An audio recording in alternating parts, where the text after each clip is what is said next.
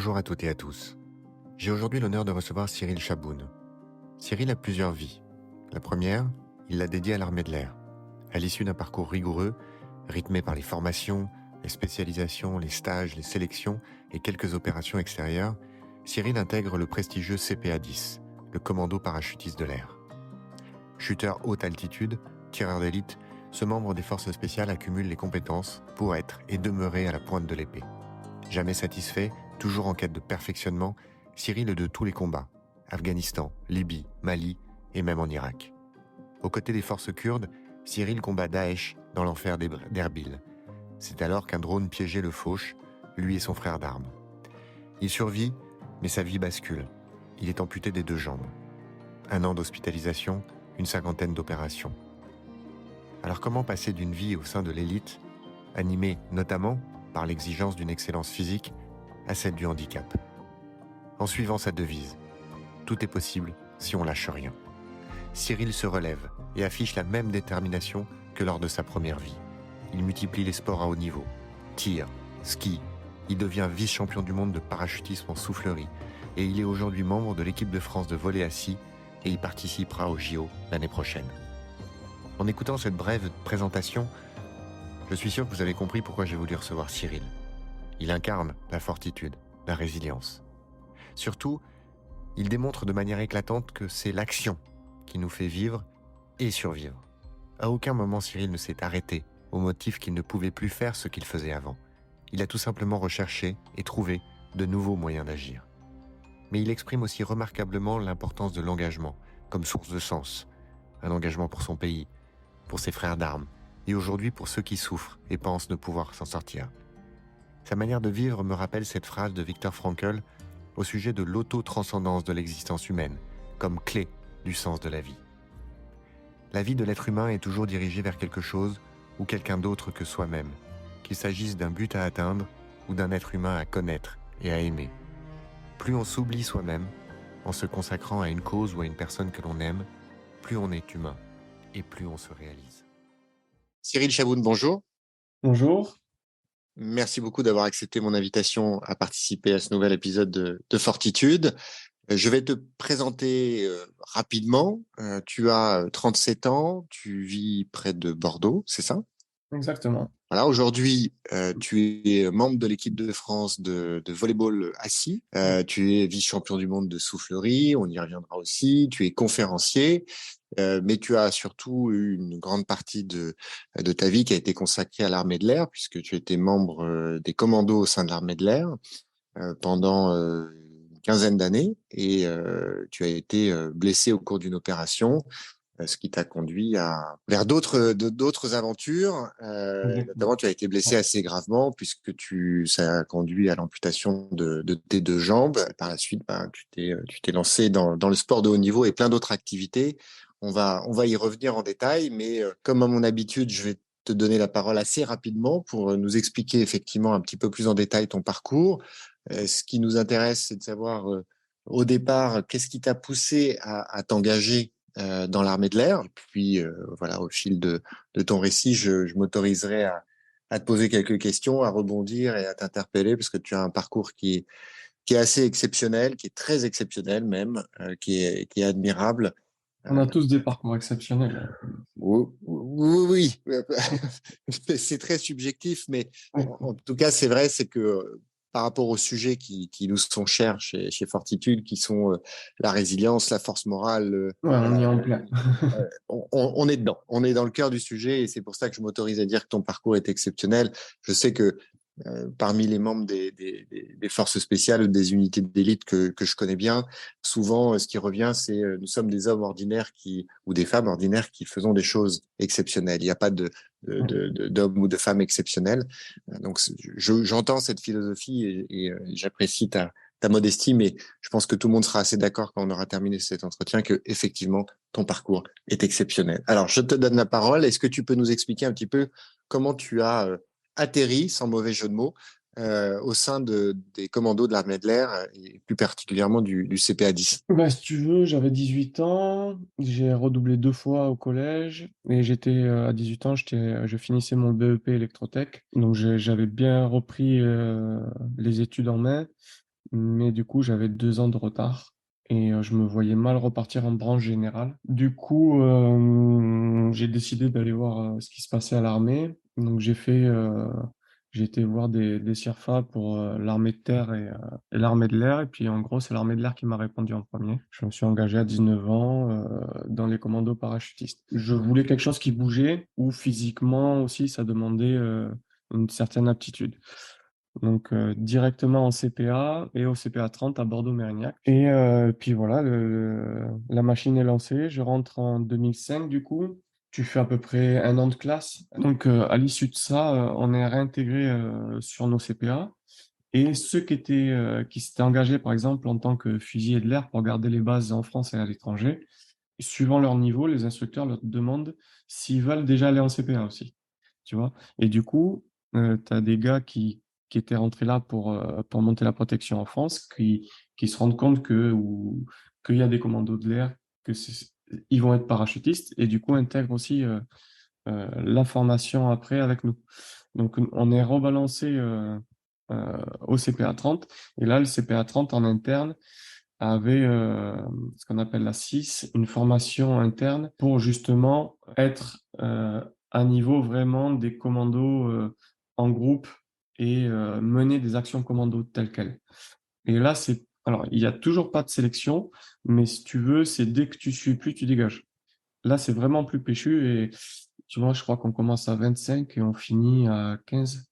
Donc là, pareil, ça se passe plutôt bien. On apprend à monter des embuscades, par exemple, à survivre au cas où on se retrouve tout seul. Voilà, un peu plus poussé commando. Pas mal de tirs, du piégeage, voilà, tout plein de choses qui font que tu dis, ouais, là, on arrive vraiment dans le cursus commando. Ce que je n'avais pas trop ressenti avant, on va dire. Donc, une fois cette formation finie, en gros, ça fait 8 mois de service, pars faire mon brevet para, et à l'issue de quoi, j'intègre un commando, donc le commando d'Artagnan au sein du CPA 30. Et là, je suis en ce qu'ils appellent maintenant en module protection. Donc, en gros, on est au CPA 30 et on est là pour garder les bases militaires OPS à l'étranger. Je pars pour le Tchad au bout en 2006 et je monte la protection de la base au Tchad. Et là, je me retrouve à monter la garde de nuit et tu passes 4 heures dans ton poste de nuit à te faire défoncer par les moustiques et les bestioles. Ça te fait réfléchir sur ta carrière et à te dire, putain, j'ai fait des classes, j'ai un peu touché du doigt ce que je voulais faire. Et au final, c'est pour me retrouver à me faire défoncer par des moustiques et des bestioles de merde. Ouais, Euh, ça fera pas une série Netflix, ouais. c'est pas ça que je suis venu chercher, tu vois. Donc, le mandat se passe, tu réfléchis beaucoup, et à l'époque, au sein du CPA 30, il y avait des groupes actions, Resco. Donc, là-bas, c'était ça que j'étais venu chercher. Donc, Alors, Resco, juste, je sais pardon, pas oui, si oui, tu- j'allais expliquer ce qu'était Resco pour ceux qui nous écoutent, mais je te laisse faire. Du coup, la Resco, c'est la recherche et sauvetage au combat. C'est-à-dire que je pense que beaucoup de monde ont vu le film La chute du Faucon Noir. Quand un hélico vient se cracher en territoire hostile, et il faut qu'il y ait des commandos qui viennent les récupérer. Et en gros, c'était le CPA 30, c'est toujours le CPA 30 qui a cette mission en France, et c'est la seule unité qui a cette mission en France d'ailleurs. À l'époque, il y avait que 2 groupes action, Resco, et un groupe action Resal. Donc Resal, c'est la même chose que la Resco, sauf qu'ils ont une qualif en plus pour une mise en place supplémentaire par voie aéroportée et larguée à grande hauteur. C'est-à-dire qu'on est largué par avion à 4000 mètres en parachute et on fait une infiltration sous voile pour aller récupérer ce fameux pilote qui s'est éjecté ou l'équipage qui s'est crashé. Et moi, c'était vraiment cette équipe-là, Resal Shooter Ops, que j'étais venu chercher. Et je me dis, qu'est-ce qui va faire que je vais pouvoir intégrer un groupe ou que ça va les intéresser de venir me chercher. Et dans un groupe action, tu as besoin de transmetteurs. Et personne voulait à l'époque, il y avait que le stage graphie, donc Morse, qui était validant chez nous pour être transmetteur. Et personne voulait y aller. Et voilà, quand le stage est sorti, j'ai demandé à y aller. Et vu que personne voulait y aller, ils m'ont mis sur le stage. Donc j'ai passé mon stage graphie à l'issue, quand je suis revenu, l'AFGA s'ouvrait aussi. Et du coup, je me suis dit, qu'est-ce que je fais? Je tente les sélections pour rentrer dans un groupe action, mais qui, au final, les sélections n'étaient pas prévues de suite, ou je pars en AFGA, monter la pro sur une base américaine. Et du coup, j'ai dit, bah, deuxième expérience, ça peut être pas mal. L'AFGA, ça s'ouvre, toujours sympa. Donc, je pars en AFGA. Je fais 4 mois et demi, je crois, en AFGA à Kandahar. Du coup, une grosse base américaine où c'est international. Alors là, on gardait une portion de la base où étaient stationnés nos avions dans la base qui était déjà elle-même protégée. Donc, autant dire qu'il ne s'est pas passé grand-chose, à part qu'on prenait des roquettes et des obus toutes les semaines. Vraiment, concrètement, il s'est vraiment rien passé. Donc, je suis rentré. Entre-temps, ils ont appris que j'avais passé mon stage trans, donc en graphie, et ils ouvraient des groupes actions. En fait, ils allaient créer des groupes actions en plus. Donc, ils créaient 2 groupes actions Resco en plus et un groupe action Resal en plus. Et du coup, les groupes Action Resco avaient déjà leur transmetteur, puisque certains avaient déjà fait les sélections et intégré les groupes. Et par contre, le groupe Resal n'avait pas de transmetteur encore.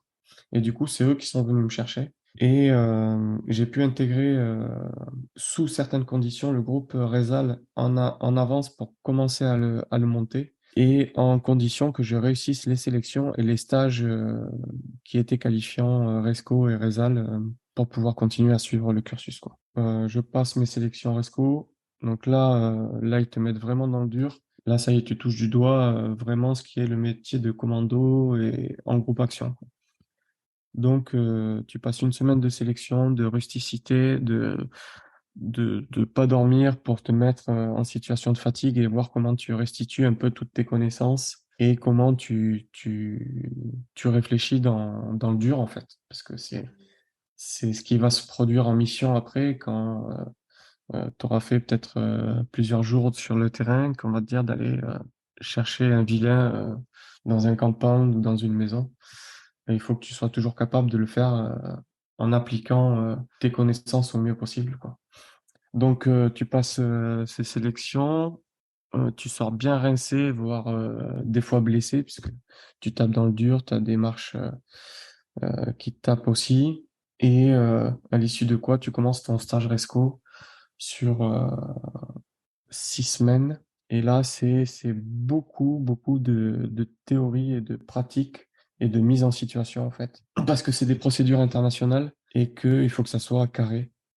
Parce que quand c'est un AWACS canadien ou américain qui est au-dessus de toi pour te guider, pour aller faire le relais jusqu'au pilote qui est caché dans un trou, ben, toutes les procédures sont en anglais. T'as pas le droit de te foirer, quoi, parce que t'es au milieu des lignes ennemies. Euh, donc voilà, il faut que la mission soit une réussite. Ils mettent le niveau très haut. Et c'est pareil, ceux qui suivent pas ce cursus, fin de chaque semaine, tu as des tests, tu as des moyennes à atteindre. Et si ça suit pas, ben, tu sors du cursus, quoi. Bah, pareil, le stage se passe assez bien. On avait une bonne équipe, donc il n'y en a pas beaucoup qui sortent du stage, à part sur blessure. Donc. Et bah, là, j'intègre définitivement le groupe Action Résal et on monte à l'époque la 31 Bravo. On est projeté en Afghan en 2009-2010, il me semble. Donc bah, ça se passe plutôt bien. On touche là, on est vraiment dans ce qu'est le boulot de commando. Donc ouais, là je me dis ça y est, je sais pourquoi je suis venu et ça y est, j'y suis quoi. Donc on connaît quelques situations un peu délicates, nous montre que tous les entraînements qu'on fait en France, on les fait pas pour rien et que ça peut vite tourner en notre défaveur aussi, puisque en face, bah, il y a du monde. Il y a du monde, ils sont quand même équipés et puis que on n'est plus dans des films quoi. Donc Et alors, pardon, justement, ouais. par rapport à tout un parcours dont on comprend il est très progressif, il s'enchaîne avec des formations qui s'additionnent, qui sont complémentaires, avec des Ouais. expériences très différentes. T'as eu le temps de cogiter, tu l'expliquais, quand tu étais dans ta case en train de te faire attaquer par les moustiques, quand tu étais en train d'arpenter le bitume sur la base. Donc, ce que j'entends de ce que tu expliques, c'est que voilà, le début de ta carrière et de ton parcours, c'est pas péjoratif, mais il y a une certaine lenteur, c'est très progressif dans ta Ouais, formation, dans le développement de tes compétences, etc. Et donc, du coup, quand tu as eu ton premier contact, ton premier engagement, alors je ne sais pas de quelle nature il était, est-ce que c'était un incident technique, est-ce que c'était ou un contact au feu, quelle a été déjà comment ça s'est passé, et puis surtout quelle a été ta réaction. Je sais pour en avoir parlé avec d'autres opérateurs ou d'autres vétérans que bah, parfois il peut y avoir justement une forme de surprise ou de gros décalage entre l'attente que tu as pu nourrir pendant ces mois ou ces années de formation, de préparation et autres, et ce que tu ressens et ce que tu vis et comment tu réagis au premier contact. ouais, après, alors moi, mon premier contact, il est un peu bizarre, puisque au final, ça s'est passé très vite. Et ben, on déposait du monde sur la COP à la Saille. Et en fait, quand on a redécollé, on s'est fait tirer dessus au RPG et à la Kalash. Mais j'étais en hélico, si tu veux. Et en hélico, bah, tu voles assez vite, assez bas. T'as pas le temps de tout voir. Les gens sont cachés dans les maisons et dans les campandes. Si tu veux, on s'est fait tirer dessus. On a vu les éclats, puisqu'on était tombé de la nuit. On a vu les éclats de départ de feu. Mais en fait, tu vois un éclat dans ton angle de vision, si tu veux, parce que c'était l'angle, enfin, c'était tout à gauche de moi. Donc, tu vois l'éclat, si tu veux, mais tu vois pas précisément d'où il part. Et puis après, tu vois péter l'hélico qui fait une esquive et t'as les leurs qui part. Et en fait, t'as même pas le temps de répliquer. Moi, j'ai pas eu le temps de répliquer sur cette action. Donc, C'était les pilotes français, ouais, ouais, les hélicos français? ouais, c'était le H de Caso, donc l'escadron d'hélicoptères de Caso, les Caracal. Donc, si tu veux, enfin, là, pour le coup, ça a été hyper vite. On s'y attendait puisqu'on était dans la vallée d'Alassaï et que bah, à chaque fois, on savait que à tout moment, ça pouvait partir. Mais en fait, comment ça vient? Tu te fais des scénarios dans ta tête, mais en fait, c'est jamais ce qui se passe. Et puis, toi, tu es à la porte. Alors, nous, on volait, si tu veux, les pieds sur le patin, la porte ouverte et assis à moitié dans le vide. Tu vois, prêt à délivrer des feux pour protéger la machine et se protéger de tout ce qui pouvait venir. Mais ça va tellement vite là que puis la machine elle avance, elle est à entre 150 et 200 km/h. T'imagines bien qu'en quelques secondes, t'es hors des feux aussi. Donc bon, c'était hyper bizarre et puis ça va super vite en fait. Donc tu vois le RPG qui pète à côté de la machine, tu vois les départs de feu, mais c'est tout. Après, le RPG, c'est une c'est un roquette pour ceux qui lance-roquette. nous écoutent. Ouais, c'est une Ouais, lance-roquette. un lance-roquette russe. Et le truc qu'il y avait, c'est que en fait, on posait des gens à la salle et qu'une heure après, il fallait qu'on aille les rechercher. Donc là, ça te fait réfléchir, par contre. Ah oui, parce que là, du coup, tu sais qui t'attendent. Ouais, tu sais qu'ils t'attendent. Et, et le fait est qu'on avait galéré à poser parce que c'était tombé de la nuit avec la poussière et tout. Bon, voilà, c'était compliqué le poser. On avait mis un certain temps, même si c'est pas très long, mais c'est long par rapport à ce qui se faisait d'habitude. Et là, tu sais que tu dois aller les chercher, enfin, tu dois retourner aller chercher les gens une heure après. Donc, m- moi, on va dire que j'étais un peu, enfin, dans mon élément quand même, parce que, ben voilà, tu sais que tu pars pour ça aussi. Les pilotes étaient un peu moins confiants quand même. Du coup, c'est pareil, quand tu as des gens qui stressent, que c'est eux qui sont à la machine, qui doivent piloter, qui te disent, putain, je sais pas comment je vais faire pour retourner là-bas, poser. Donc, ils ont une heure de réflexion. Tu les vois un peu en stress. Tu dis, bon, c'est pas super quand même. C'est pas super. Et puis, t'as pas le contrôle, Et t'as pas le contrat. Donc, ce qui n'aide pas pour apaiser le ouais. stress. Ouais. Donc bon, bah, au final, on y est retourné une heure après. On est parti sur une autre vallée à côté, en fait. Et on a fait un bond au dernier moment pour passer dans la vallée et revenir au plus court, ce qu'on n'avait pas fait à l'aller. Et au final, ça s'est très bien passé. Il y a rien eu du tout. Donc, voilà. Mais voilà, pour mon premier tic, pour moi, bah, j'ai pas délivré un feu et c'est pas du tout comment je l'avais vu. Donc, Donc, c'était donc, pas de nature à te faire réfléchir à outrance, quoi, d'une manière ou d'une autre, dans un sens ou dans l'autre. Non, parce T'étais que plutôt peut-être un peu sur ta faim? ben, un petit peu, parce que ça a été super vite. Et puis après, moi, je me suis engagé pour ça, pour être vraiment au contact, au combat, en tant que commando. Donc voilà. Oui, mais bon, enfin, Oui, tu sais pas si comment je peux tu me vas permettre, réagir. il y en a beaucoup qui s'engagent avec cet état d'esprit et cette envie. Et Ouais, c'est puis, vrai. une fois au contact, C'est vrai. Mais ce change contact, d'avis. ouais, mais après, ce contact était un peu bizarre, hein. Donc, Oui, il était un peu euh, fugace, ouais, voilà. Donc, ouais, t'as c'est pas pas appuyé sur sur la cote celui-là détente, t'as où, rien fait, donc voilà, ouais, ouais, je comprends. c'est pas sur celui-là où ça Et alors, m'aura du coup, amené c'était quand à réfléchir. le déclic? Bah, on y viendra après, parce que ça a été bien plus tard.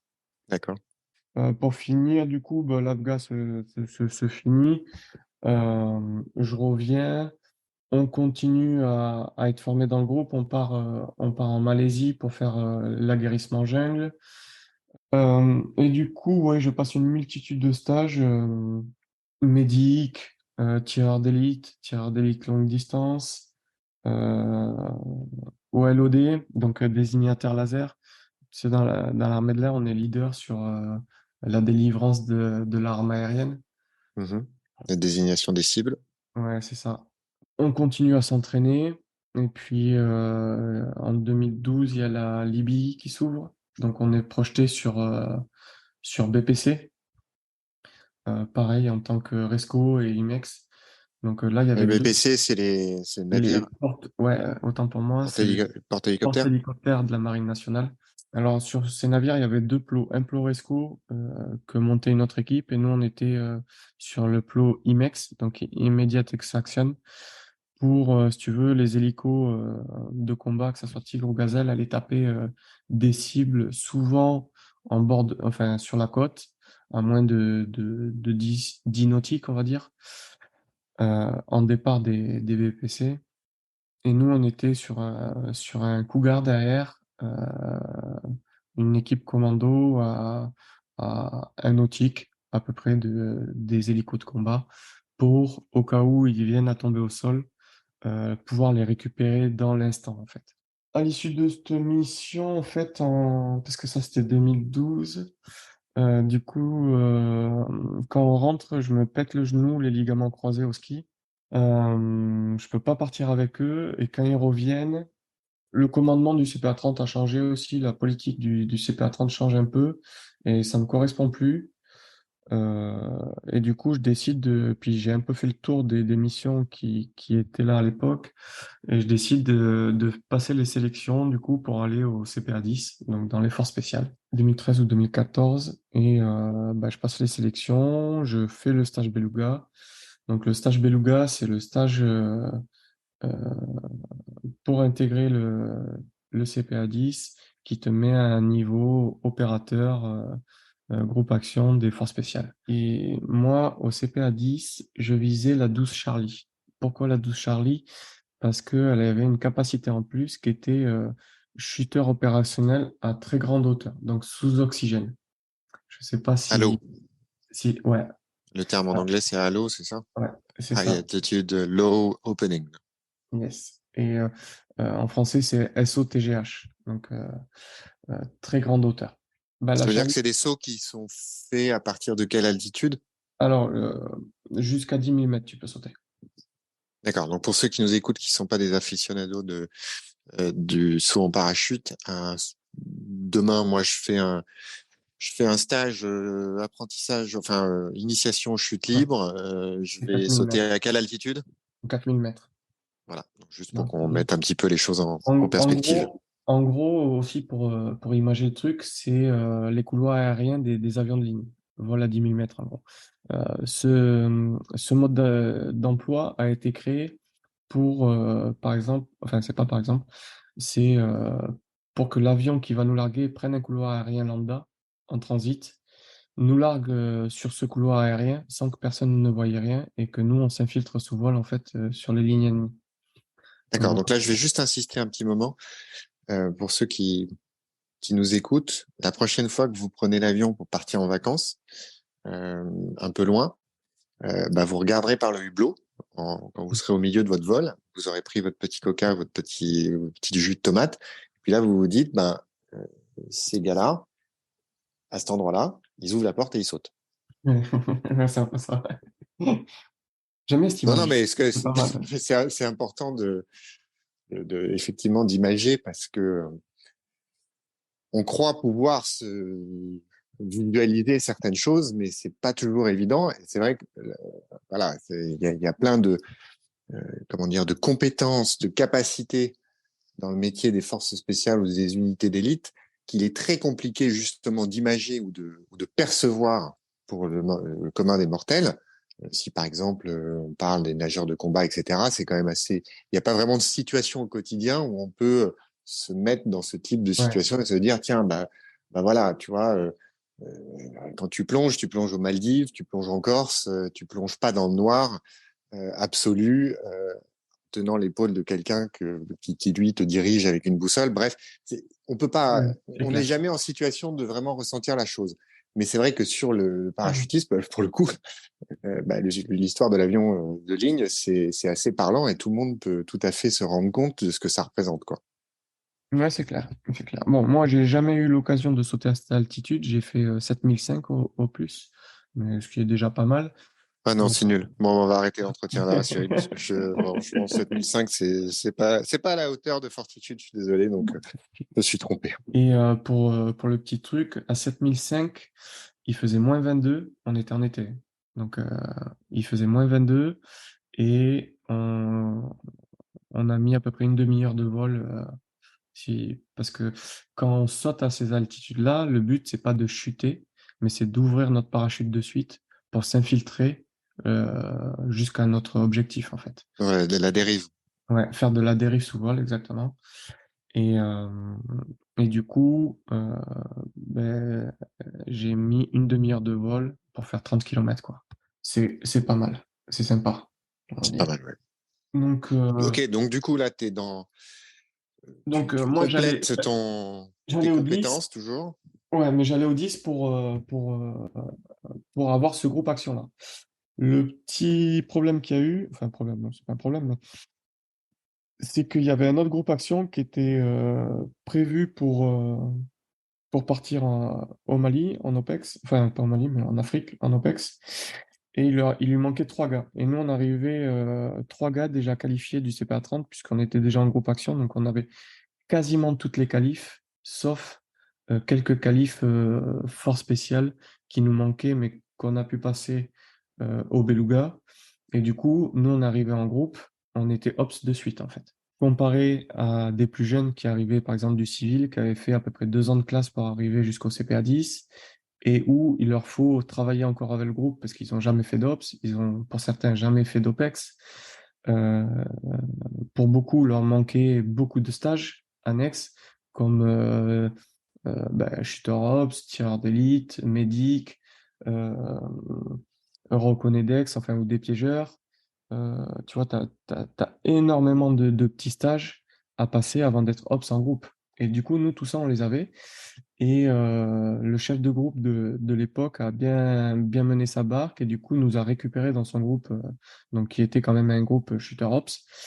Et on a fait 3 mois de prépa ops pour être déployé en Afrique à l'issue, enfin directement, quoi.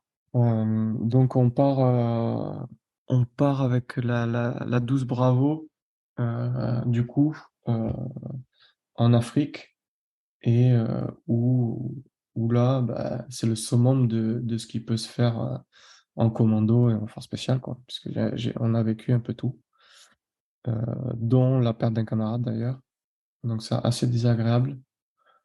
Euh, sur une mission, pas de sas, euh, le véhicule de tête a pété sur un IED. Donc, les trois du véhicule ont été blessés grièvement, évacués en France et le chauffeur, Gigi, est décédé 1 mois après de ses blessures, quoi. Donc, expérience pas faux folle. surtout pour la première mission. Mais enfin, ça fait partie des contraintes des forces spéciales et des forces armées, j'ai envie de dire, en règle générale, tout ça. Donc voilà, ça pas foufou. À côté, on a eu la chance de pouvoir faire une multitude de missions qui se sont très bien passées et qui nous ont encore apporté pas mal de choses, quoi. Alors, je profite de ce moment dans ton récit, qui est un moment forcément particulier, pour te poser une question. Est-ce que tu as Là, pris conscience de ton engagement à ce moment-là ou est-ce que ça s'est fait avant? Comment est ça c'est venu chez toi cet engagement pour quelque chose qui te dépasse, que ce soit tes camarades qui ça sont s'est à fait ta droite avant, ou à mais ta gauche, ouais, mais ou le ça va plus pays, loin. la France ou l'armée, Ouais, enfin, ouais, voilà, ça va plus loin que ça. En fait, c'est un tout. C'est autant tu défends et tu représentes la France à l'étranger. Donc ça, c'est quelque chose. Mais à côté de ça, en fait, tu es un groupe action et en fait, tu es capable d'aller à la mort pour protéger ton camarade, tu vois. Et ça, c'est quelque chose d'hyper puissant. Alors, c'est pas dire que tu vas faire le Rambo et que tu vas aller en première ligne tout seul à faire n'importe quoi. C'est juste que les uns les autres, on est capable d'aller jusqu'à la mort pour défendre ce qu'on est venu faire, quoi. Après, en être conscient, c'est une chose. Y penser tous les jours ou vraiment l'avoir dans la tête tout le temps, c'est autre chose. Parce que sinon, on ferait plus ça. Clairement, oui, ça peut être paralysant un peu. ah ben, en fait, si tu l'as vraiment, alors tu le sais, mais en fait, tu le laisses d'un côté de ta tête. Parce que sinon, tu n'y vas plus. Euh, Clairement, nous, tous les groupes actions, ils se font taper sur chaque mandat quasiment. Pour revenir, puisque là, sur le Mali, j'avais pas fini, mais euh, la première mission OPS qu'on a fait, c'est fait par une mise en place. Euh, alors, l'objectif, c'était d'aller chercher, capturer ou neutraliser une HVT, donc high valeur Une ajoutée. target à haute valeur ajoutée. Donc c'est un chef djihadiste en gros qui avait monté une embuscade sur je sais plus quelle force. Bon, quelqu'un de d'assez péchu. Du coup, mise en place par avion et par parachute avec une infiltration sous voile, euh, posée quelques centaines de mètres ou kilomètres proche de la cible pour terminer une infiltration pédestre sur la cible et prendre la cible de nuit. Déjà, quand tu regardes la mission, rien que la mise en place jusqu'à l'objectif, c'est un truc de fou. Tu dis là, j'y suis. C'est toutes ces années où je me suis entraîné à faire tout ça. Là, on est dans le vrai. L'objectif, tu dis, c'est pas n'importe qui, c'est pas le djihadiste du coin là qui porte une calache et qui fait le malin parce qu'il a une calache et qu'il est devant des paysans. C'est vraiment un leader d'une Katiba et de tout un réseau qui a mené des actions contre, je sais plus si c'était lui contre des FS américains ou pas, ou mais bref, qui avait fait du sale. Voilà, tu y es aussi, tu vois. Tu as cherché quelqu'un. En plus, sur cette mission, j'étais en TE. Je devais faire l'appui et la couverture de toutes les fuyantes qui auraient dû partir sur l'action. Alors, TE, c'est les tireurs Tireur, d'élite, ouais, tireur d'élite. et Bon, les ça, fuyants, c'est les gens qui se barrent ouais, qui s'enfuit et qui s'échappent. Hmm. qui s'échappe et qui se regroupe pour reprendre à revers ou quoi que ce soit le groupe, quoi. Donc, bon, au final, la mission sur le point d'arrivée, c'est pas passé comme ça, mais déjà dans la théorie, quand tu vois la mise en place et tout ce qui va autour, tu dis, ouais, là on y est. Tu vois, on est dans le vrai. Ça y est, je vis pourquoi je me suis engagé, quoi. Et au final, si tu veux, quand on fait l'infiltration pédestre, on arrive sur notre. Donc, on était avec les commandos marines en tête. Nous, on était derrière. Et c'est nous qui devions faire l'action principale. Et eux devaient ratisser et nous couvrir. Et si tu veux, au point de dislocation, donc le point de dislocation, c'est le point où on sépare les groupes et qu'on met en place toute notre mécanique. Il y a une mobilette qui arrive derrière nous. Et moi, j'étais back avec mon binôme TE. Mais si tu veux, on était en triple armement. Du coup, on demande au trinôme qui est devant nous, qui est constitué, de prendre la mobilette en compte. Donc, ils la prennent en compte et moi, je me mets en appui sur le côté pour les couvrir. Quand le, le trinôme met un coup de surfire pour arrêter la mobilette 3-4 mètres devant eux, le passager avait une calache et envoie une rafale directe là où ça a éclairé, quoi. Donc, Surefire, c'est une lampe une haute lampe intensité, torche. c'est ça? Ouais. Ouais, c'est ça. C'est une lampe qui éclaire assez bien. Et du coup, le passager de la mobilette ouvre le feu. Si tu veux, il monte la calache et il balance une rafale en montant la calache. Euh, Moi, je suis sur le côté et ça fait de la poussière dans tous les sens. T'es sous JVN, donc c'est les optroniques pour voir de nuit. La mobilette avait fait de la poussière aussi. Et ils sont trop proches les uns des autres, en fait, pour pouvoir que je délivre un feu. Donc, tu as le premier du trinôme, il prend dans les plaques. Il prend les bastos dans les plaques. Le deuxième qui veut Les plaques, ouvrir. c'est le gilet pare-balles. Ouais, c'est le gilet pare-balles. Je suis désolé, Euh, je te reprends à chaque. Non, non, mais t'as C'est raison, pour t'as être raison. sûr que tout le monde J'ai trop un comprenne argot bien. militaire en Non, plus. non, mais il n'y a pas de problème. Au contraire, c'est authentique. Mais puis moi, ça me permet de vérifier mes connaissances, donc c'est un bon test. Ouais, ça va, tu gères quand même. Pardon, je t'ai coupé. Du coup, le deuxième, comme par hasard, il ouvre le feu, incident de tir. Et du coup, le troisième traite le pilote de la mobilette parce que le temps que ça se passe tout ça, bon, ça va très très vite au final, et c'est quelques secondes, mais le passager a le temps de se barrer. Donc, moi, une fois qu'il se barre, en fait, il sort du tas de poussière.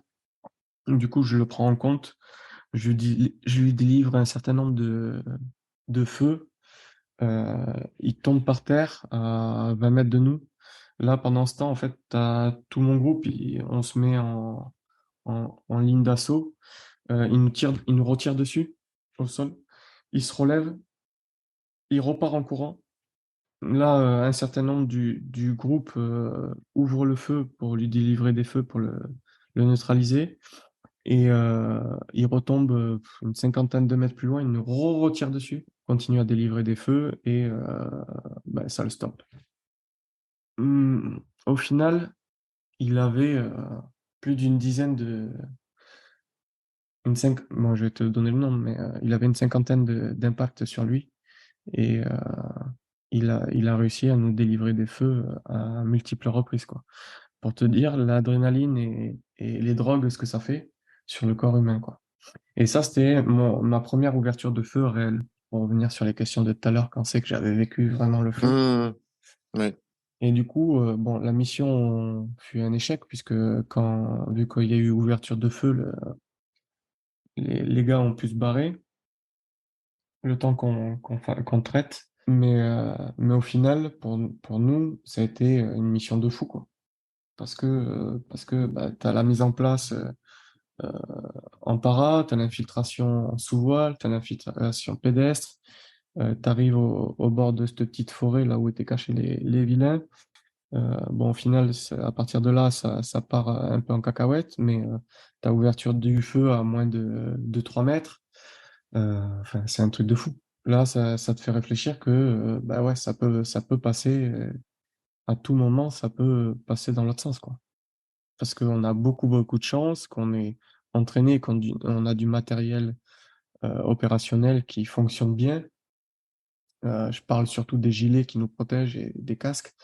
Après un incident de tir, ben, ça peut arriver, et puis ben, là, ça arrive au Sur- bon moment. Surtout dans des conditions climatiques et de terrain comme celle-là où le sable se met Ouais. partout. Enfin, c'est Mm. pas. Ouais. Donc, ben, voilà, c'est comme ça. À quel moment tu as pris conscience que tu t'étais engagé, mais surtout que tu vivais quelque chose qui te dépassait? Bah, là, C'est vraiment, là, c'est à ce ouais, moment-là? là, Ouais. j'ai réfléchi autrement. J'ai passé un cap, puisque je l'ai vécu, en fait. Avant, c'était je l'avais vécu autrement parce que c'était loin, l'éthique était loin, Mm. euh, et puis pas aussi péchu. Euh, et après, on avait des histoires de copains qui avaient vécu des choses, mais tant que c'est pas toi qui les vis, Et là, ce que tu as vécu, c'est l'engagement au sens je suis aux côtés de mes camarades. Ouais. Bah, c'est tout. Voilà. Vraiment. Et du coup, quand est-ce que tu es passé, ou alors peut-être que j'anticipe, mais c'est juste pour que tu l'aies en tête et éventuellement dans ton récit que tu me le pointes, mais quand est-ce que tu es passé à encore un autre niveau, c'est-à-dire, bien sûr que tu te bats et pour ton pote à côté, t'es prêt à te sacrifier, à le protéger, etc. C'est la camaraderie. Mm. Mais l'engagement pour la France, l'engagement pour ton pays, est-ce que c'est des choses qui sont nées concomitamment ou c'est arrivé plus tard et ou Non, comment non, ou peut-être bah, après, pour le pays, tu le fais et moi, j'ai toujours été un peu dans le système et euh, pour le pays, mais pour les gens surtout. Tu vois, j'étais jeune sapeur-pompier, hmm, toujours aimé ce cadre déjà carré de l'armée ou de toutes les institutions qui sont un peu dans tout ça, tu vois, que ce soit police, truc, voilà. Et après, bah, forcément, c'est pour ton pays, puisque c'est le peuple qui fait qui est ton pays, tu vois. qui fait Donc, la nation, ouais. c'est au Et- sens large, on va dire. C'est pas vraiment, oui, je fais pas ça pour le drapeau, pour le drapeau. Je fais oui, ça. oui, oui, je comprends, je comprends. En fait, c'est pour la population et ce qu'elle représente, tu vois, et les valeurs qu'elle diffuse. Donc, Et alors, voilà. est-ce que tu dirais, parce que c'est un sujet qui moi m'intéresse beaucoup, celui du sens de la vie, notamment inspiré par Viktor Frankl, auquel je fais souvent référence avec mes invités. Et d'ailleurs, je vais citer un passage d'un de ses livres et sur lequel j'aimerais que tu réagisses pour me dire si effectivement c'est quelque chose que tu as pu ressentir, c'est que la logothérapie sous-entend que la vie de l'être humain est toujours dirigée vers quelque chose ou quelqu'un d'autre que soi-même, qu'il s'agisse d'un but à atteindre ou d'un être humain à connaître et à aimer. Plus on s'oublie soi-même en se consacrant à une cause ou à une personne que l'on aime, plus on est humain et plus on se réalise. Et Ouais, donc, bah, c'est un peu, voilà, c'est finalement l'épisode que tu viens de nous raconter, qui est la consécration d'années de formation, de réflexion, d'entraînement, d'attente et autres. Est-ce que ça n'a pas été pour toi finalement la consécration du sens, c'est-à-dire, ben voilà, j'ai mes gars qui sont avec moi, qui sont exposés, j'ai un rôle à jouer. Euh, et du coup, est-ce que tu n'as pas eu aussi, alors peut-être que tu l'as réalisé plus tard, mais un sentiment un peu de plénitude ou en tout cas voilà, de réalisation, comme il le dit. C'est ouais, bah, vraiment ça. ça correspond à ce que je viens de te dire au final, hein. Quand tu me dis ça, je dis ouais, bah, c'est un peu ça, quoi. C'est un peu ça. Donc, après, est-ce que j'en avais conscience? Non, pas forcément. Parce que je faisais enfin, pour moi, ça a toujours été ma passion. J'ai toujours kiffé faire tout ça. Et tu vois, c'est que ça soit, je sais pas si c'est l'adrénaline que ça te procure, tu vois, aller chercher l'inconnu, hum, et être avec tes potes et tes camarades à faire des trucs de fou. Donc, bon, après, on est un peu tous des Mongols, donc non, on ferait pas ça. Mais ouais, c'est compliqué à expliquer aussi. Moi, je trouve ça passionnant, hein. C'est pour ça aussi d'ailleurs que je fais Ouais. Fortitude. Mais c'est vrai que il y a plein de choses dans ces parcours, dans ces quêtes, dans ces expériences que des personnes comme toi ont vécues ou vivent encore. On va y venir d'ailleurs. Euh, mais on voit bien que l'exposition au risque, le rapport à une adversité qui, d'une certaine manière, nous met en péril Mm. à différents niveaux, hein. Si je me hasardais un peu à une synthèse de tout ce que j'ai entendu et à des points communs, à des choses que je retrouve, il y a cette idée que on a tous beaucoup de richesses dans nos vies, on a tous des choses qui nous rendent heureux, qui nous épanouissent, et la mise en danger nous rappelle, je pense que voilà, tu l'expliqueras beaucoup mieux que moi, la fragilité de ces choses-là. Mm. Le fait que ça peut être éphémère, que ça peut disparaître, d'un claquement de doigts, que ça peut Ouais, changer. ouais, c'est ça. Et on valorise ce qu'on a et on prend plus de plaisir à ce qu'on vit quand, par moment, on le met un peu en danger, ou on le met en péril, ou on bouscule tout ça. Et c'est vrai que votre engagement à vous, je parle à vous, euh, les soldats, les opérateurs, mais ça peut être aussi les sauveteurs et autres qui mettent leur vie vraiment en danger, bah, c'est un peu cette mécanique ultime. Et donc, il y a, il y a une valeur, finalement, il y a un retour sur investissement qui est Ouais, inestimable par rapport à la manière dont vous kiffez votre vie. il y a Voilà. ça, mais alors complètement d'accord, mais tu vois, après, quand j'ai eu la perte de mon camarade, là, ça te remet les pieds sur terre. Et, et du coup, tu dis, est-ce que ça vaut le coup quand même, tu vois? Parce que tu kiffes ce que tu fais, mais du jour au lendemain, ça peut s'arrêter. Et ça s'arrête dans le moment les plus durs, quoi. Que ce soit pour ta famille, pour tes proches, et t'es plus là pour en discuter après. Donc, Hmm. tu vois, c'est quand même compliqué. Après, si tu te poses trop de questions, en fait, tu n'avances plus. Euh, Moi, j'ai fait le choix de continuer. Certains ont arrêté euh, parce que pour diverses raisons. Mais et t'expliquer ça, pourquoi j'ai continué, pourquoi d'autres ont arrêté concrètement, je serais incapable de te le dire, tu vois. Euh, le seul truc que je suis sûr, c'est que je kiffais tellement être avec le groupe et faire des trucs extraordinaires que, et passionnantes, tu vois, tu fais jamais la même chose, enfin, tu touches à tout. Euh, il y a des moments difficiles, mais en fait, c'est à plusieurs, tu vois, tu les surmontes. Enfin, c'est un tout. Et c'est tellement exceptionnel que ça m'a fait continuer. Et que ça en fait continuer bien d'autres. Donc, mais c'est compliqué d'être vraiment concret. Oui, oui. Et puis, alors, je précise que j'essaie, enfin, ces conversations et tu vois, ce point qu'on vient d'aborder ensemble, je n'oublie pas d'être humble par rapport à tout ça, parce que déjà, j'ai rien vécu de cette nature.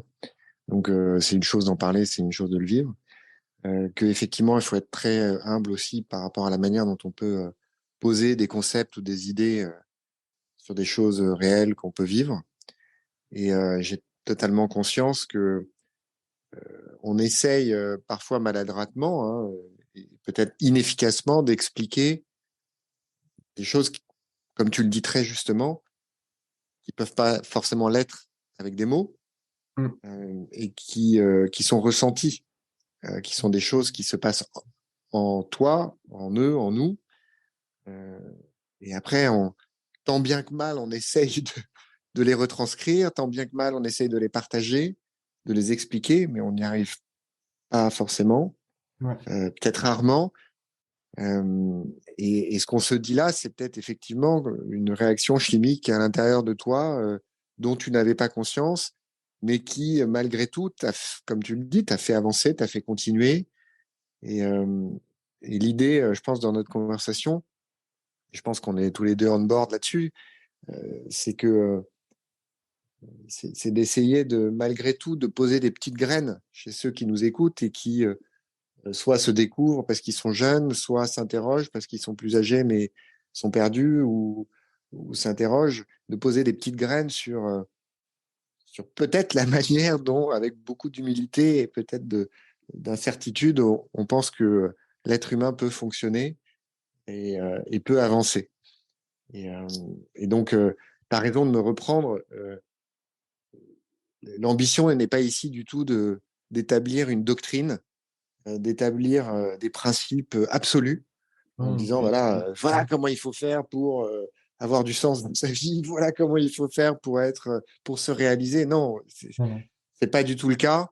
Et j'ai eu l'occasion d'en parler lors du dernier épisode où c'est moi qui ai été interrogé par Emmanuel Aliwa et qui m'a un peu mis sur le grill par rapport à ça parce que dit voilà c'est bien Fortitude, on parle de résilience et tout, mais et vous parlez de résilience, mais et voilà, je suis pas au niveau d'expérience de la plupart des gens et l'immense majorité des gens que j'ai reçus. Et je pense que néanmoins, voilà, si on peut poser des petites graines à droite à gauche, éveiller des curiosités ou des idées ou un début de piste d'exploration pour comprendre comment on fonctionne et comment des gens comme toi. Et alors, je suis frustré parce que euh, on se parle depuis un moment et j'ai l'impression qu'on n'a même pas encore commencé à gratter à la surface de ton parcours exceptionnel, mais c'est partager ce que tu as vécu et ce que tu as ressenti, ce qui a fait que tu as avancé, que tu continues d'avancer et que plus rien ne t'arrête. Si on peut le partager même avec une seule personne qui n'a pas du tout le même parcours, le même univers, mais qui va y trouver l'énergie pour avancer, c'est l'objectif fait réussi, quoi. Et Ouais. voilà, pardon, je me suis un peu égaré, mais je voulais juste. Non, mais t'as totalement raison, tu vois. Moi, je suis pas un adepte des psys et psychiatres, j'arrive pas à accrocher. Mais comme je dis à tout le monde, en fait, c'est du moment que ça sert pour une personne, ben, en fait, c'est gagné, en fait, tu vois. Ça sera déjà une personne en moins. Bon, c'était la petite parenthèse. Donc, on va effectivement du coup Du, avancer. du coup, voilà. Bah, Peut-être on peut sauter directement, sauf si, enfin, c'est toi qui conduis non, mais le récit, bien évidemment, mais à l'Irak on peut-être. arrive de toute façon sur ma dernière mission. Quand on revient, en fait, c'est parce que ça suit tout. C'est que quand on revient du Mali, du coup, je continue à passer des qualifs au sein du 10, dont le stage shooter à très grande hauteur sous oxygène. Et quelques mois après, on est projeté au Levant, donc au Moyen-Orient, en Irak. Moi, si tu veux, on est projeté pour 4 mois, mais moi, je me marie dans la période des 2 premiers mois. Et j'ai un camarade à moi sa femme accouche dans la période des 2 derniers mois. Et en fait, on demande à faire une rotation dans le groupe. Comme ça arrange tout le monde. Tout le monde peut partir et tout le monde est content. Du coup, le commandement accepte. Du coup, je me marie. 3 jours après, je pars là-bas et 10 jours après, je pète. Du coup, ça laisse le temps à mon pote de faire l'accouchement de sa femme et de revenir. Bon, c'était la petite histoire. Donc voilà. Là-bas, Alors, on est sur une ouais, mission pour appuyer les forces kurdes pour les soutenir. Donc voilà. Du coup, on était en appui des Kurdes là, sur une position où il se passait pas grand-chose et Daesh était à une centaine de mètres devant nous. Et il y a un drone qui vient nous survoler. C'est un drone qui était en delta, donc avait une aile volante, tu vois. Et les forces spéciales canadiennes avaient le même genre de drone. Du coup, normalement, quand ils nous survolent, les drones, on les abat. Mais là, on l'a pas abattu parce que possibilité que ça soit aux forces spéciales canadiennes. Donc, on s'est méfié, on s'est protégé. Donc voilà, le drone est parti et il est tombé plus loin. Les Kurdes ont été le chercher parce qu'on était à côté d'un état-major kurde. L'ont ramené et du coup, avec mon camarade, on a commencé à prendre des photos en se méfiant quand même. Moi, j'étais à 4 mètres derrière un véhicule. Mon camarade était à 6 mètres derrière un autre véhicule. Et le drone était au sol, au milieu des deux Kurdes, et il a pété, quoi. Donc, quand il a pété, je perds pas connaissance, c'est hyper violent. Tu sais pas ce qui se passe. Tu sais pas si tu viens de prendre du RPG, du mortier, ou voilà. Ou que ce soit le drone qui est pété. Euh, t'étais derrière le véhicule quand il a pété ou tu n'étais plus derrière le véhicule? Ouais, comment dire, j'étais plus ou moins caché dans l'angle du véhicule en fait, derrière. J'étais pas complètement derrière, j'étais dans un angle du véhicule caché, tu vois, dépassé un peu sur le côté. Et du coup, j'ai été projeté en arrière, j'ai pris un gros blackout, mais j'ai pas perdu connaissance. Et mes souvenirs reprennent quand je suis en train de voler en arrière et que je tombe au sol en fait, sur le dos. Du coup, ben, sonner, mais toujours en capacité de me checker et de réfléchir. Du coup, je me check. Je vois que j'ai pas mal d'éclats sur tout le corps. Euh, j'ai toujours ma jambe droite et ma jambe gauche est à moitié arrachée. Elle tient par enfin, par le pantalon et les lambeaux de peau, quoi. Donc, au niveau du genou. Donc, je prends mon garrot et puis je commence à poser mon garrot pour me médicaliser. Et, euh, et là, les copains arrivent pour nous prendre en compte, nous médicalisent, nous stabilisent euh, et nous évacuent sur une zone annexe puisqu'on est la Medévac ne veut pas poser où on était puisqu'on est trop près de Daesh. Donc ça, c'est sûr, ça serait con de faire tomber un hélico, faire partir un hélico au tas pour venir chercher des gars. Donc en gros, ils mettent une demi-heure pour me stabiliser parce que je suis quand même bien touché. Et une fois stabilisé, on reprend les pick-up et ils m'évacuent sur une zone annexe derrière les lignes un peu plus loin. Du coup, c'est la Medevac qui vient nous récupérer en hélico. Et donc, je perds toujours pas conscience. Et je pars un peu dans les vapes. Donc, j'arrive à tenir. Et quand on arrive à l'hélico, les gars nous demandent s'ils peuvent nous injecter des drogues pour nous faire partir. Et moi, j'accepte. Et voilà. Du coup, voilà, fin de la mission en 10 jours. Euh, je suis évacué sur un hôpital américain. En même temps, en France, on a une des meilleures chaînes Medevac au monde. C'est-à-dire que autant sur place, on a une très bonne chaîne. En France aussi, puisque quand ça pète, qu'il y a des gros clashs comme ça, en fait, il y a des avions qui sont prêts à Paris à décoller et en alerte à décoller directement pour venir nous chercher au plus vite. Donc, du moment qu'on pète, et il y a un Falcon qui décolle de Paris pour venir sur le territoire nous récupérer. Donc, quand on est à l'hôpital américain, le Falcon récupère mon camarade et moi, je suis plus transportable. Donc, parce que pas encore stabilisé, je suis en pronostic vital engagé et intransportable. Donc, je reste 24 heures de plus sur le territoire pendant que mon pote est rapatrié en Falcon, lui, sur Paris, à l'hôpital des armées de Percy. Et moi, je suis rapatrié 24 heures après par un C-17 américain sur Percy aussi. À partir de là, 10 jours de coma, un mois et quelques en réa en pronostic vital engagé. Et pendant les 3 premières semaines, premiers mois, je sais plus, peut-être une cinquantaine de blocs et d'opérations. Enfin non, j'ai une cinquantaine de blocs en tout. euh, mais pendant le premier mois, une bonne vingtaine, une bonne trentaine, pour me stabiliser et me soigner de mes brûlures et de mes amputations. Parce que du coup, je reviens en France avec la deuxième jambe, mais pendant l'explosion, en fait, il y a des bactéries qui vont dans le corps et qui font comme une gangrène, en fait, si tu veux. Donc, pour l'arrêter, avec tous les médicaments et tout, ils n'y arrivent pas.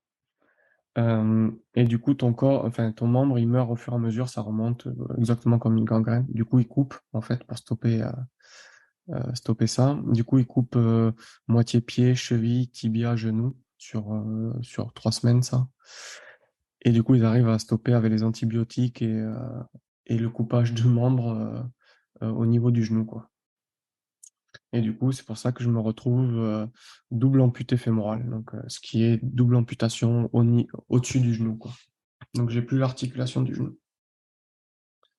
Dans le même temps, j'ai les intestins qui sont touchés, donc j'ai 2 mètres de tuyaux qui sont coupés. Je reste avec une poche pour mes selles, pour éviter enfin pour que ça cicatrise à l'intérieur. Du coup, j'ai une poche qui évacue mes selles directement dans le ventre, au niveau du bide.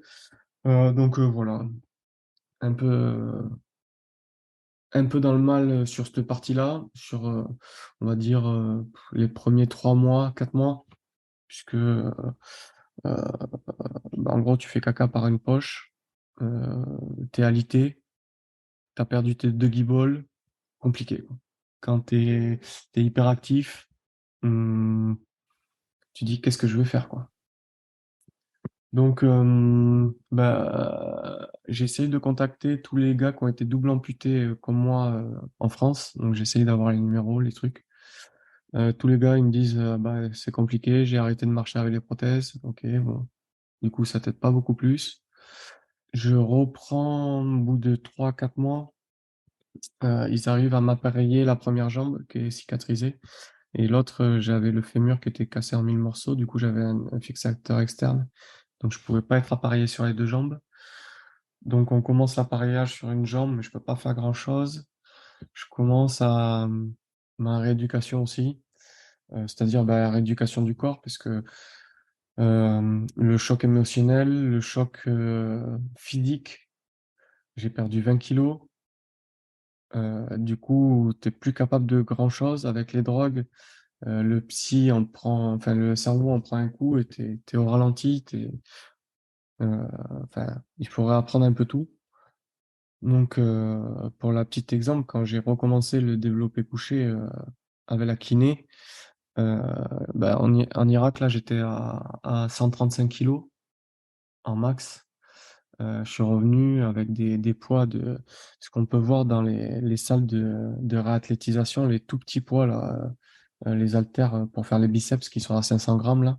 Ben, j'étais à fond pour le développé couché avec ça, quoi.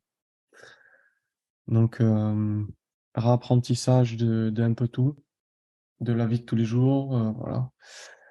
Un peu dans le dur, enfin, beaucoup dans le dur même, parce que moralement, tu te retrouves à l'hosto, alité, truc, santé guibole, c'est pas trop ce que va être ton avenir. Et puis, je recommence à être appareillé. J'arrive, grâce aux réseaux sociaux, à tomber sur des Américains qui gassent pas mal en double amputé. Du coup, je commence à discuter avec eux. Voilà, je vois que la vie elle continue, que beaucoup de choses est possible. Je commence à rebondir à partir de là. Dans le même temps, je suis appareillé de la deuxième jambe. Du coup, je peux commencer à l'apprentissage de la marche, et la rééducation avec les deux prothèses. Et du coup, c'est un tout. Tu vois, tu prends connaissance de gens qui sont double amputés et qui vivent leur vie de tous les jours. Toi, tu es appareillé, tu recommences à marcher. Du coup, tu te fixes des objectifs et puis tu avances au fur et à mesure comme ça. Et puis tu reprends ta vie en main, on va dire. Donc, au final, je fais un peu plus d'1 an d'hosto. Donc, à l'hosto, pareil, il y a un moment, je fais un rejet de la bouffe. J'arrive plus à avaler quoi que ce soit de la bouffe de l'hôpital. Du coup, heureusement que mes parents et mon épouse peuvent être là à la maison des familles. Ils ont fait des appartements, en fait, sur l'hôpital pour accueillir la famille de blessés. Et du coup, c'est mon papa qui me fait à manger et qui m'apporte à manger à l'hosto. Ça, j'arrive un peu à bouffer. Et du coup, Comment tu, ouais. pardon, comment, pendant ton hospitalisation, comment tu occupais tes journées? Déjà, les Tu... premiers 3 mois sont compliqués parce que je suis alité, je peux pas bouger.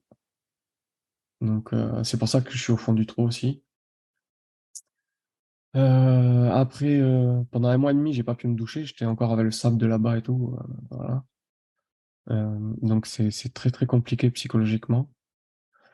Et une fois que j'ai pu un peu bouger, ça a été un peu mieux, mais pas foufou. Parce que tu te retrouves en fauteuil roulant, mais avec ta poche à caca qui se décolle, t'as de la merde partout sur toi. Bon, bref, des trucs de merde. J'ai revécu, on va dire, quand j'ai commencé à être appareillé et que j'ai pris la kiné à faire un peu de la mobilisation, refaire un petit peu de sport et trouver des exemples et à se mettre des objectifs, en fait. Après, du coup, mes journées sont rythmées avec des séances de kiné 2 à 3 fois par jour. Donc souvent, vu que ça faisait un petit moment que j'étais sur l'hosto, je suivais pas forcément le rythme qui était imposé par l'hôpital. Parce que normalement, tu te lèves à 8 heures pour déjeuner. Nanani, nanana. Donc, quand il y est de passage, c'est bien. Quand il y est pendant des mois, il y a un moment, ça va 5 minutes. Donc, je me levais vers 9h, je déjeunais tranquillement. À 10-11 heures, j'allais à la kiné. Midi, je mangeais. Dans l'après-midi, j'avais rekiné et je me faisais une séance de sport en fin d'après-midi souvent. Donc, voilà. Le repas le soir et après, j'avais des camarades qui venaient quasiment tous les soirs. Donc, puisque l'unité est à Orléans, et du coup, je faisais le déplacement assez régulièrement. Donc, voilà. J'ai eu la chance aussi que pendant ma rééduc, j'ai un pote de l'unité qui s'est planté en moto, qui a eu un accident de moto et qui est resté 3 ans avec son pied avec lequel il pouvait plus courir et plus faire grand-chose et qui a pris la décision de se faire amputer pendant ou avant que je parte en mission. Et il s'est passé ça, on a été rapatrié sur Percy. Il se trouve que euh, au- quand je commençais la rééducation, lui est arrivé pour se faire amputer. Du coup, on s'est retrouvés dans le même service. Donc, ben, moi et mon camarade avec qui j'ai été blessé sur l'accident dans le service. Mon pote qui a eu son accident de moto, qui a pris la décision de se faire amputer de son pied. Et un gars du premier RPIMA aussi qui a pété aussi. Du coup, on était à quatre quand même dans le service MPR de Percy. Et du coup, bon, on faisait un peu notre vie. Donc ça se passait plutôt bien. Donc ça t'aide aussi à remonter. Donc voilà, en gros, les journées. Au bout d'un an, un an et un mois, je sors de l'hôpital. Euh, je lâche les béquilles, puisque à l'hôpital, je marchais toujours avec les béquilles. Je lâche les béquilles et j'arrête tous les cachetons. Parce que je me sens mieux, je me sens la force de le faire. Et de sortir de l'hôpital, ça m'a fait un bien fou. Donc voilà. Donc là, à partir de là, vraiment, le côté psy remonte fois 10, tu vois. Et même si je galère à marcher et que je tombe tous les jours, ben, c'est un apprentissage et voilà. Et du coup, au même moment, du coup, on va passer sur la partie sportive. J'ai un pote qui avait déjà fait les JO et qui me dit, ils sont en train de créer l'équipe de France de volleyball assis. Ça t'intéresse d'intégrer? Je cherche du monde. Je dis, bah, écoute, pourquoi pas. Euh, En fait, pour la petite histoire, on en faisait tout le vendredi, enfin, souvent le vendredi après-midi, tous les vendredis après-midi, les kinés mettaient un sport co en place pendant les séances de kiné. Et souvent le volleyball assis.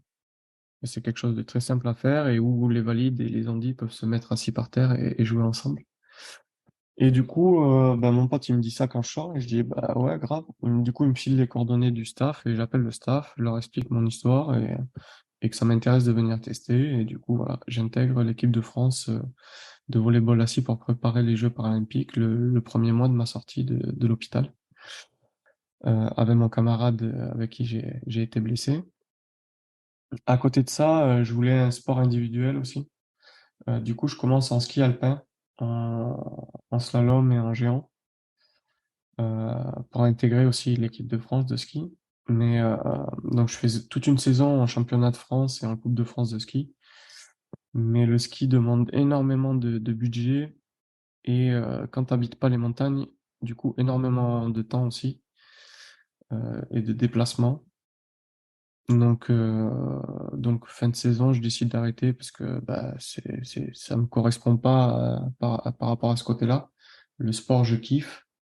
Mais ce côté financier et temps et tout ça, c'est trop pour moi. Donc, euh, j'ai, pendant mon cursus de reconstruction par le sport militaire, j'ai rencontré une blessée qui était en équipe de France de tir pistolet et du coup, qui m'a proposé de venir tester. Et bah, je suis venu tester le tir et puis j'ai intégré l'équipe de France de tir pistolet comme ça, en fait. Donc, en équipe de France aussi, de tir. C'est combien de temps ça après la sortie de l'hôpital? Alors, pour le tir, c'était 2, 3 ans après, puisque j'ai fait une saison complète en ski. Et c'était vers 2010, ouais, 2000 un an après, parce que c'était 2018, puisque on faisait partie des Invictus Games aussi avec ce blessé. Du coup, j'intègre l'équipe de France et ils m'ont fait passer sportif de haut niveau en équipe de France de tir pistolet également. euh, mais je le présenterai pas aux Jeux paralympiques de Paris 2024. Donc voilà, j'ai passé un marché avec eux en disant ben, que moi, s'ils voulaient me convier pour les stages et tout, que ça les dérangeait pas, qu'ils avaient les sous, que je viendrais, mais que ça serait pour les Jeux d'après, de 28 et 32. Donc voilà, eux, ça leur allait, donc ils me convient sur les stages de tir aussi, et voilà. Et après 2024, j'arrêterai le volley et je passerai totalement en tir. Du coup, en parallèle, donc ça, 2018, en parallèle, je fais tout ce qui est reconstruction par le sport avec l'armée et dont les Invictus Games. Je sais pas si tu en as déjà entendu parler ou si tu connais. Oui, c'est un peu les JO des vétérans. Ouais, exactement. C'est un peu les JO pour les blessés de guerre à l'origine, qui se sont ouverts à tous les blessés militaires, on va dire.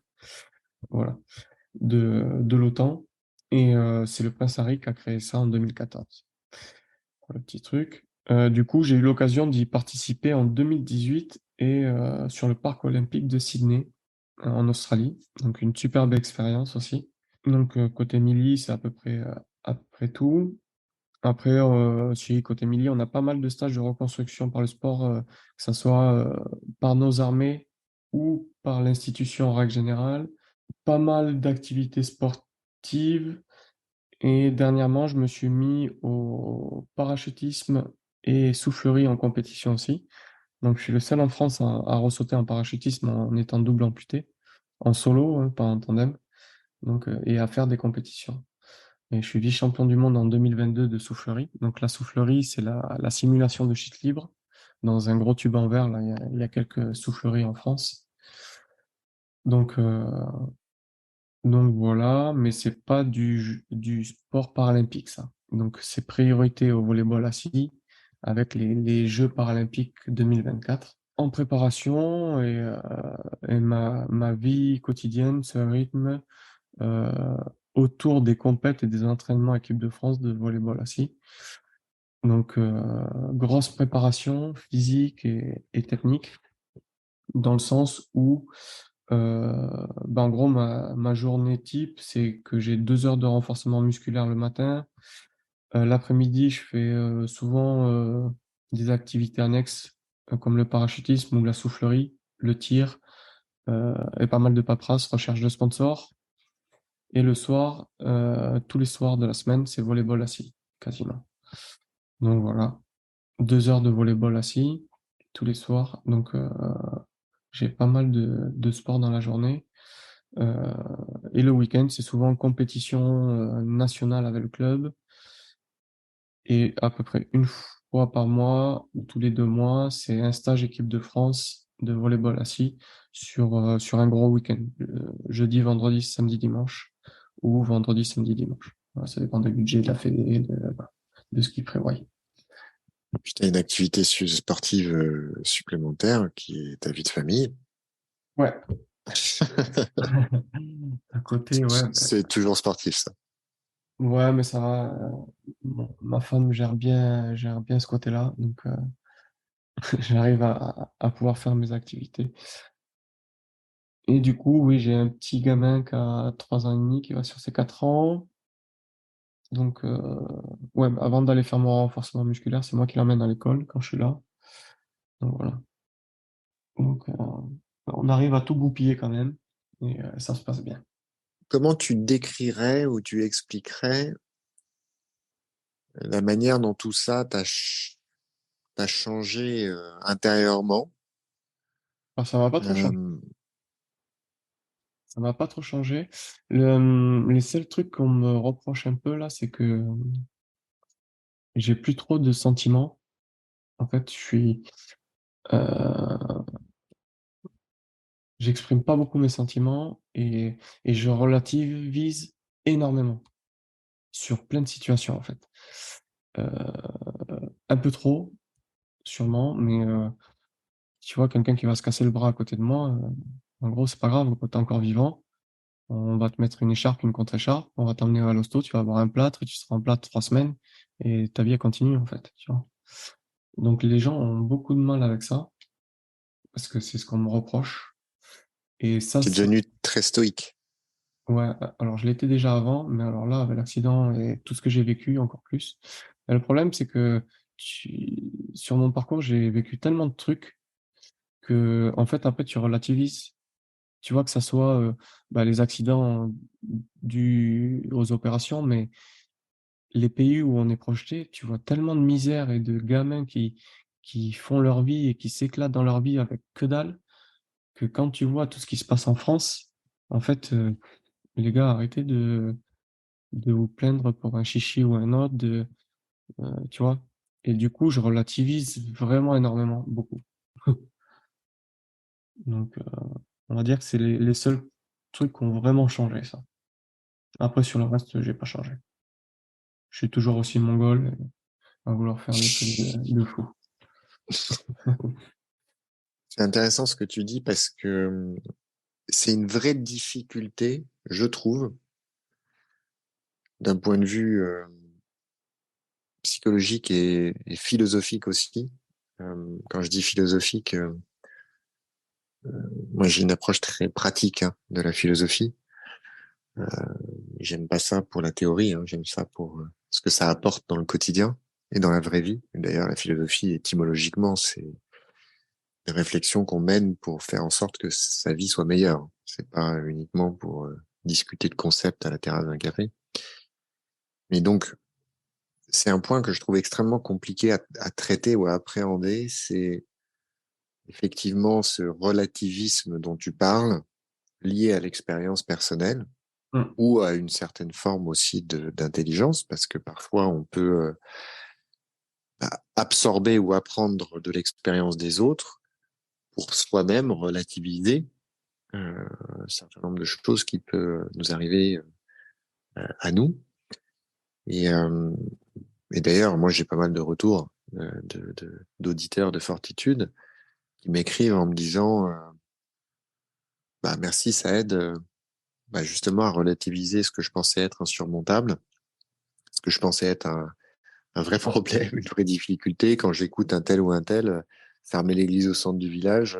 Du coup, ça me fait repartir en disant qu'il faut que j'arrête de me plaindre. Donc, on peut aussi, c'est contagieux ces choses-là. Et là, en première intention, on peut se dire que c'est très vertueux parce que ça permet effectivement de faire face, ça permet d'avancer, ça permet de pas rester bloqué sur un problème qu'on va surdimensionner. Mm. Mais à l'inverse, ça pose une vraie question de la manière dont on peut appréhender, surtout chez les autres, les difficultés qu'ils rencontrent et qui sont tout à fait légitimes, que parfois, ce qui de ton point de vue ou du mien va paraître comme un épiphénomène, pour la personne qui le vit en toute sincérité, c'est pas un épiphénomène, c'est quelque chose qui peut être assez insurmontable Ouais, et ouais. dont finalement on se rend compte qu'on on peut pas le juger. On est Mm. tous très différents, on a notre background, on a notre patrimoine génétique, on a notre Ouais, c'est patrimoine ta référence. culturel, l'éducation, etc. Et, euh, et finalement, quand on pratique l'escalade, il y a une gradation dans la difficulté des parois. Ça commence à 4, 5, 6, 7, 8, avec les lettres, etc. Mais ce qui pour quelqu'un va être du 5, pour d'autres va être du 7 ou du 8. Mm. Et en fait, euh, c'est un point sur lequel enfin, je suis pas arrivé à une conclusion vraiment satisfaisante, euh, parce que les autres ont quand même besoin de soutien face à leurs Moi, difficultés alors, ouais, complètement. et le relativisme n'est pas suffisant. Non, mais en fait, moi, je le prends différemment dans le sens où je peux peut-être lui apporter quelque chose pour que sa référence de la difficulté qu'il a ou euh, du relativisme qu'il a, qui est peut-être assez faible, puisse augmenter et qu'il puisse se trouver des solutions pour justement passer outre là où il bloque, en fait. Tu vois, parce que c'est faisable. C'est juste que il s'est mis des limites euh, dans sa tête ou dans son truc et par rapport à son expérience, il est qui il est, mais qu'en fait, en lui donnant des outils, euh, il puisse passer outre tout ça, en fait. Oui, on se rejoint complètement. Au départ, quand j'ai lancé Fortitude, je me suis dit, euh, le meilleur moyen de convaincre quelqu'un, c'est de lui donner les clés qui lui permettent de se convaincre lui-même. Mm. Et surtout pas de lui imposer tel ou Non, tel non, faut pas, principe. de toute Voilà. façon, ça peut venir que de lui. Ça, c'est un grand principe. Et, et il faut qu'il en prenne la décision aussi. Tu vois, Et enfin, effectivement, là où tu as raison, c'est que c'est pas tant de convaincre d'amener ou de conduire la personne à se convaincre que son problème n'est pas grave, ou qu'elle serait pas légitime, ou qu'il faut qu'elle arrête de le pleurnicher, mais c'est plutôt de passer le message par l'exemple, mm, par l'illustration réelle de ce que trop souvent on se fixe des limites ouais, qui ne s'imposent en fait pas à nous, ou en tout cas qu'on peut dépasser. ouais, grave. Grave. Et ça Comme je rejoint ce dis qu'on disait au tout souvent, début, hein, sur on est des hommes ordinaires qui faisons des choses exceptionnelles. ouais, C'est pour ça que je t'ai posé la question de savoir si tu étais un athlète surhumain quand tu t'es engagé ou pas, parce que là encore, le point commun que je retrouve chez la plupart des gens que j'ai reçus, qui ont eu des combats très différents, hein, de nature très, ouais, très, très différente. Et d'ailleurs, c'est bien pour ça que je continue à recevoir des gens de parcours variés, parce que je veux que chacun puisse y trouver quelque chose qui rattache à sa propre existence, parce que on ouais, n'est pas tous allés au Mali ou on n'a pas tous sauté d'un avion à 10 000 mètres. on peut faire Euh, sa propre expérience, en fait. voilà. Mais de montrer que finalement, on a tous la ressource en nous, quelque part, Ouais. qui nous permettent de faire tomber Les, les cette seules, barrière. li- les seules limites qu'on a, en fait, c'est les limites qu'on s'impose à soi-même, et souvent, ça vient de la tête. Euh, c'est les limites qu'on se met nous-mêmes dans notre tête. Parce qu'en fait, tout est quasiment faisable.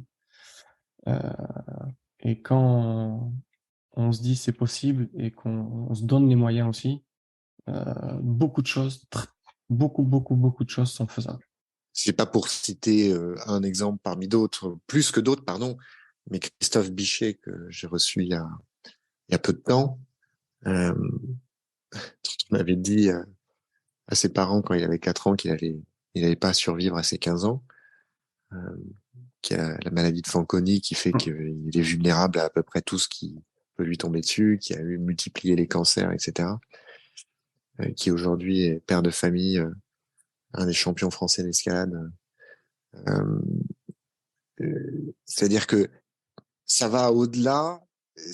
Encore une fois, si je me hasarde à une synthèse de ce que j'ai entendu et de ce que j'ai vécu avec mes invités, ça va au-delà du seul c'est purement psychologique. Ce que je veux dire par là, c'est que, je pense que c'est ce que tu commençais à dire, il y a un vrai moteur, il y a un vrai déclencheur chimique dans la volonté qui imprime le corps et qui peut aller jusqu'à imprimer la physiologie, la manière dont notre métabolisme et notre corps peut fonctionner. Et aujourd'hui, c'est pas quelque chose enfin, je suis pas, c'est pas mystique, hein.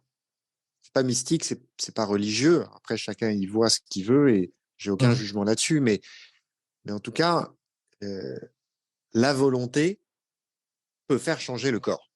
Ah, mais complètement, complètement. Et toi, ce que je trouve frappant dans ton parcours post-accident, c'est que immédiatement, tu t'es mis dans l'action. Pas immédiatement, Ouais. quand tu as pu, bien Ah, j'ai évidemment. pu, Mais ouais. non, non, mais enfin, si tu veux, de mon point de vue, quand tu m'expliques qu'au bout d'un an, voilà, bah, tu tapes à la porte pour intégrer l'équipe de volley, etc. Pour moi, c'est immédiatement. Oui, oui, oui. Ouais, voilà. Mais euh, cet engagement dans l'action, quelle qu'elle soit d'ailleurs, même, je dirais que ta démarche qui a consisté à chercher des gens dans ta situation, donc amputés des 2 jambes, Oui. pour partager des expériences, savoir comment ils font, etc. C'est-à-dire, tout de suite, tu t'es mis dans une démarche active. Tout de suite, tu as voulu Ouais, après, lancer la machine. c'est la déformation, enfin, la déformation professionnelle. On est drillé à ça, en fait, à être autonome et à aller chercher les infos, parce que c'est bien de chercher par soi-même, mais en fait, on va plus vite à aller prendre à droite, à gauche, à trouver des outils, à utiliser ce que tu veux après, mais tu vois. Un Et peu comme quand tu as mis ton garrot après avoir pété et que tout de suite, parce que j'ai pas rebondi sur le moment, mais c'est vrai que ouais, tu ouais, te ça, prends le blast, tu as une jambe qui est en lambeaux et voilà, t'es pas en train d'hurler. Tout de suite, tu es dans l'action et tu te mets toi-même ton garrot. ouais. Encore, ça, c'est encore différent parce que tu sais que c'est ce qui va te sauver la vie et que le médic, c'est ce qui sauve les vies maintenant. Comparé à il y a quelques années, par exemple, la guerre d'Algérie, on avait énormément de morts parce que sur les premières minutes du clash ou premières heures, on était très, très mal pris en compte, en fait. Donc, maintenant, on est quand même assez aguerri à tout ça. Et du moment qu'on fait un scénario, quasiment à tous les scénarios d'entraînement, on a du blessé pour driller tout ça, tu vois. Donc, bon, ouais, c'est une autre déformation, ça. Mais ouais, toujours aller chercher l'info, aller prendre les devants, les trucs. De toute façon, ça fait partie de nous, hein. Donc, Bon, bah écoute, moi je pourrais rester des heures avec toi à discuter de tout ça. Malheureusement, il y a bien un moment, faut clôturer. Alors, ce qui est important, c'est que, bien évidemment, tu l'expliquais tout à l'heure, tu es à la recherche, vous êtes à la recherche de sponsors ouais. en vue des JO de 2024. Je mettrai dans les infos de l'épisode euh, les liens, et notamment le lien vers le site internet de votre équipe, enfin Et du de groupe en vue. l'association qu'on a montée Voilà. avec mon camarade. Et donc là, ils trouveront, les gens qui veulent vous aider trouveront toutes les infos Ouais. nécessaires pour vous Bah, contacter, etc. l'association, puis de toute façon, mon nom et mon prénom, c'est mes réseaux sociaux, que ce soit LinkedIn, Insta ou Facebook. Après, ça marche quand même mieux sur LinkedIn. Voilà, les gens qui veulent me contacter, il n'y a pas de souci. Que tous ceux qui nous écoutent se rendent sur le site et voilà, j'imagine que un peu à l'image de tous les sponsors, la moindre contribution, enfin aucune contribution est insignifiante et Ah, inutile. totalement. Donc chacun C'est fait ce que à je disais hauteur de ses encore. moyens. Exactement, c'est ce que je disais encore ce matin avant de t'avoir. C'est que quelqu'un me posait la question. Je lui dis non, mais bah, c'est une petite PME. Et il me dit, j'ai pas trop de moyens et tout. Je lui dis, mais il n'y a pas forcément que du financier. Ça peut être du matériel, ça peut être du partage sur les réseaux. Rien que du partage sur les réseaux, pour nous, en fait, ben, c'est du réseautage. C'est peut-être quelqu'un de ton entourage qui, lui, a les moyens, qui va nous sponsoriser financièrement ou matériellement. Voilà, tu vois, ça peut être hyper large. Voilà. Bah, écoute, Fortitude va essayer enfin c'est pas va essayer d'ailleurs, c'est va faire à hauteur de ses moyens pour vous aider et vous supporter et puis surtout faire parler de vous pour vous accompagner pour cette belle aventure et qui est bien évidemment inspirante à plus d'un titre et bah du coup voilà, sauf si tu veux compléter, ajouter quelque chose, voilà. Non, juste, j'aime bien terminer par que tout est possible et les seules limites qu'on se fixe, c'est les nôtres. Donc voilà, pour dire que rien Euh, n'est impossible en fait. bien, Donc, merci, c'est une bien belle manière de conclure et moi un peu à l'américaine, je te remercie pour ton engagement, bah, merci beaucoup. pour ce que tu as fait et ce que tu as sacrifié pour nous tous, pour notre tranquillité, pour notre liberté, pour notre sécurité. Euh, voilà, on n'a pas Merci beaucoup. forcément cette culture-là en France, elle n'est pas forcément très vive aujourd'hui, même si je trouve que ça évolue un peu. Ouais, c'est ce que j'allais te Euh, dire. ouais, ça évolue parce que bah, déjà les médias font que les gens sont plus informés, sont plus familiers avec ce que vous pouvez faire, ce que les forces armées peuvent faire, leur utilité. Je pense aussi que l'actualité géopolitique fait qu'on est peut-être sorti d'une forme un petit peu de naïveté post chute du mur du Berlin où on a oublié que ben, on vivait pas dans le monde des bisounours et que parfois la guerre Et Ouais. un certain nombre de choses peuvent frapper pas très très loin de chez nous. Donc du coup, je pense que les gens évoluent par rapport à ça. Mais c'est important quand même de le dire et à chaque occasion sur Fortitude ou moi à titre perso, c'est vrai que j'essaie de rappeler le devoir de mémoire que l'on a, pas uniquement pour le débarquement, mais pour des événements qui sont plus proches, qui sont plus fréquents. Et il faut pas oublier qu'on a des femmes et des hommes qui sont un peu partout dans le monde et dont tu es la meilleure illustration en termes d'engagement et de sacrifice. Et voilà, c'est pour ça que Alors, je tiens à ben, témoigner de merci ma beaucoup. reconnaissance profonde. Merci beaucoup.